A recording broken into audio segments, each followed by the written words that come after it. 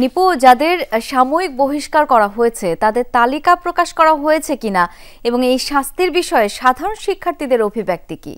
শাওন, আসলে এখন পর্যন্ত যে 289 জন শিক্ষার্থী যাদের সাময়িক বহিষ্কার করা হয়েছে তাদের যে তালিকা এখনো আমাদের হাতে এসে পৌঁছেনি। তবে প্রশাসন বলছেন যে কিছুক্ষণের মধ্যেই হয়তো সেটি প্রকাশ করা হবে। বিশ্ববিদ্যালয়ের কয়েকজন শিক্ষকও কিন্তু সাময়িক বরখাস্ত হয়েছেন, তাদেরও কিন্তু যে পূর্ণাঙ্গ নাম সেটি কিন্তু, তবে কিছু আনুষ্ঠানিক ছাড়া কিন্তু আমরা জানতে পেরেছি কয়েকজন শিক্ষকের নাম, যেহেতু এখনো পর্যন্ত আনুষ্ঠানিকভাবে জানানো হয়নি তার জন্য আর কি বিষয়টি এখনো গণমাধ্যমকে প্রকাশ করা যাচ্ছে না।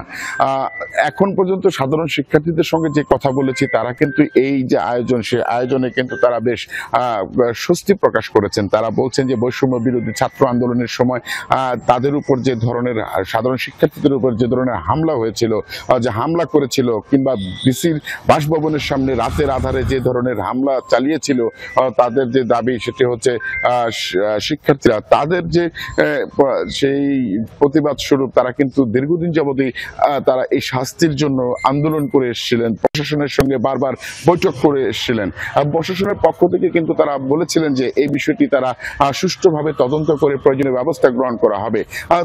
কমিটিও গঠন করা হয়েছিল। তদন্ত কমিটি গঠনের পরে গত রাতে তারা সিন্ডিকেট মাধ্যমে কিন্তু এই সিদ্ধান্তগুলো জানানো হয়, আর এই সিদ্ধান্তর পরে আজকে এই বিষয়টি স্পষ্ট হয় এবং যে যে যে যে আনুষ্ঠানিকতার মাধ্যমেই কিন্তু বিষয়টি হয়। আমরা রয়েছি বিশ্ববিদ্যালয়ের প্রশাসনিক ভবনের সামনে।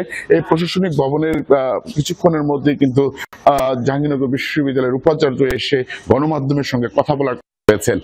আমরা এর জন্য অপেক্ষা করছি, আসলে ওনার সঙ্গে কথা বলে এই বিস্তারিত আমরা জানতে পারবো।